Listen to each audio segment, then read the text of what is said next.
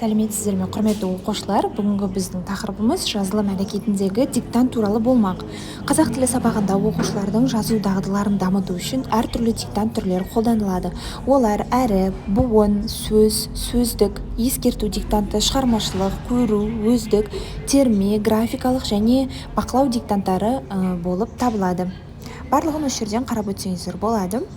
Жалпы біздің осы әріп диктанты дегеніміз не? Әріп диктанты бастауыш сыныпта алғашқы әріптерді үйренгеннен кейін өткізіледі. Ол дыбыс таңбасының баспа түрінен жазба түріне аударып жазуға үйрету. Дауысты дауыссыз дыбыстарды ажырата білуге де дағдыландыру және көркем жазуын қалыптастыру үшін қолданылады. Буын диктанты сауатты жазуға үйрету, қате жазудан сақтандыру, сөзді буындап оқуға, оны жаттап алуға көмектесу, сөздерді тасымалдай білуге үйрету сияқты жұмыс түрлерін қамтып өтеді. Сөз диктанты әріп пен буын диктанттарына қарағанда біраз күрделірек. Мұндағы мақсат оқушыларға сөз белгілі бір ұғымды білдіретінін, яғни мағынасы болатындығын түсіндіру. Сөздік диктанты әріп емлесін өту кезінде белгілі бір сөздердің жазылуын есте сақтау. Ұсынылатын сөздері көбінесе 5-6 сыныптарда 30-35-тен аспауы қажет.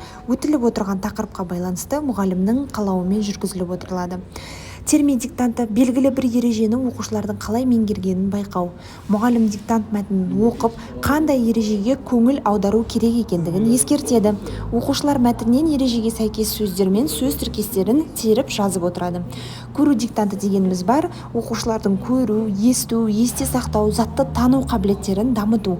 Яғни бұның барлығы алғашқы бастауыш сыныптардан кейінгі 5-6 орта буындық сыныптарда жүргізіліп отырады. Жеке сөздер, қиын сөздер, мәтіндер барлығы осы жақта жүргізіледі. Өздік диктант оқушылар өтілген материалдарды есте сақтап жазады. Өздік диктант оқушылардың тілін дамытуға көмектеседі. Мұғалім өздік диктант күнін қайталанатын материалды алдын ала айтып ескертеді оқушыларға. Яғни өздік диктант көп жазылады бізде. Шығармашылық диктант оқушылардың ойлау қабілетін, сөздік қорын, білім деңгейін арттыру.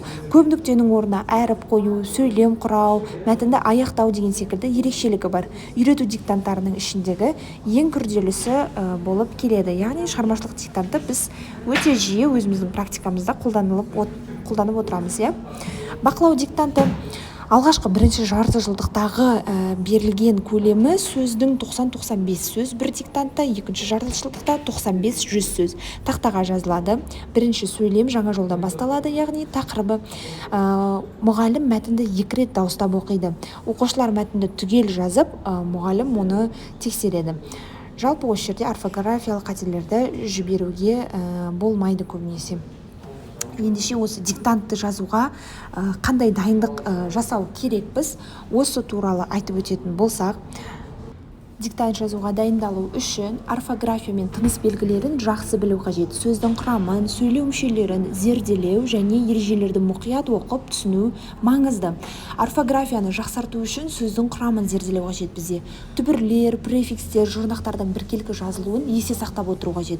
Морфологиялық ережелерді меңгеру сөздің қай бөлігінде екенін анықтап, сәйкес ережені қолдану болып табылады. Ерекше емлелердің ережелерінде білу өте маңызды. Бұл жерде дефис, жіңішкелік белгісі, жуандық белгісі, н және ң әріптерінің ережелерін есте сақтау белгіленеді. Сіздерге тыныс белгілерін қолдану аясында көбінесе сөйлем мүшелерінің бір буынды және құрмалас сөйлемдердің тыныс белгілерін дұрыс пайдалану қажет. Негізгі тыныс белгілерді, яғни бұл жерде айтып өтетін болсақ, үтір, қос нүкте, сызықшаның қолдану ережелерін жақсы білулеріңіз қажет сіздер. Теориялық білімді бекіту және практикалық дағдыларды дамытып үнемі жаттығу жасап отыру қажет. Диктанттың жазу ережелері ең алдымен мәтінді тыңдаудан басталады, яғни мұғаліміміз бізге мәтінді айтып өтеді, қайталап өтеді. Қиын емлелер мен тыныс белгілерін анықтаймыз ол жерде.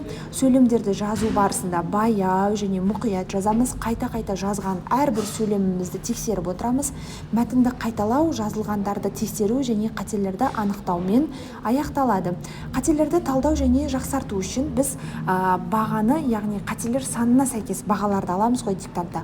Яғни сол жердегі жіберілген қателерді зерттеп, себептерін анықтаймыз және де жүйелі дайындықпен тынымсыз ізденіс арқылы сауаттылықты арттырып отырамыз. Құрметті оқушылар, сіздерге берер кеңестеріміз осы.